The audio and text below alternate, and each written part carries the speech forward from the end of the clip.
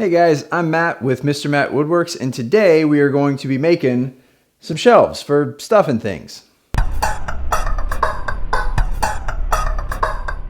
Alright guys, hey, how's it going? It's been a minute. It's been a little over a year since the last time I posted a video, but it's okay.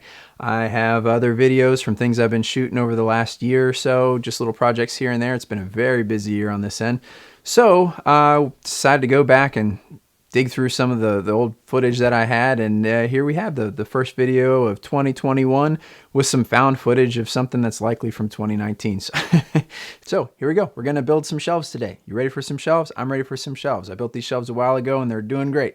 These shelves. You may have seen these in my scrap wood storage bin video, link above. They did serve a purpose in that stuff and things could be placed on them, but as far as the depth and the height of each shelf, it left all of the stuff and things a mess and very difficult to access. My thought process was to basically cut all of the wood from the shelf surfaces to the supports in half and then reassemble a shelf system half as deep with twice as many shelves. I hope that makes sense. It'll make sense later.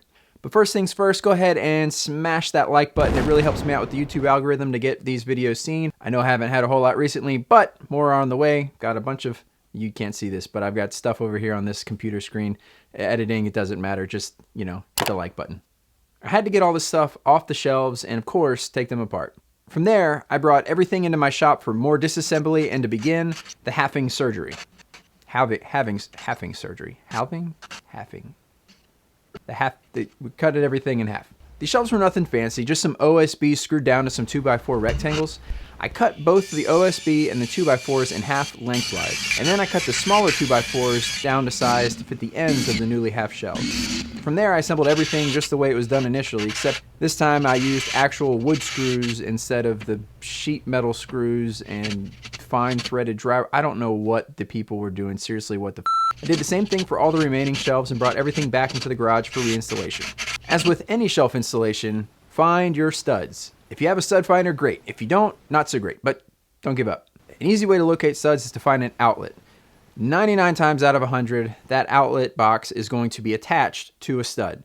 From there, you just need to figure out which side of the box the outlet is attached to, and then you can measure 16 inches in either direction to find the center of the adjoining studs. I screwed the shelf frame under support things into the studs and then attached vertical braces toward the front corners of each shelf. This gives each shelf multiple points of support along the back as well as the front.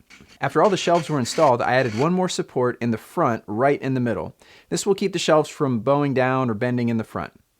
The back sides were good because, the studs. But I wasn't sure about the fronts, being that these were only made from OSB and half the width of a piece of 2x4.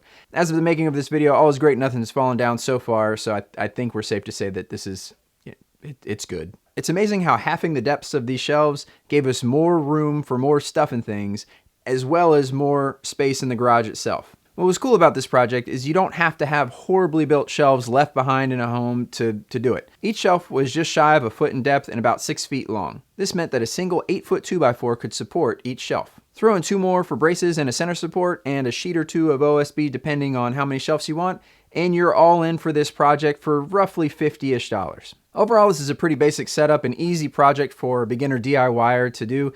It's great for the garage, or if you have a closet inside that could use some shelving, the same thing would apply. If you enjoyed this video and found it helpful, and if you haven't already, go ahead and hit that like button, and don't forget to subscribe. We got plenty more project videos just like this one coming up, and we'll see you in the next one. Thanks.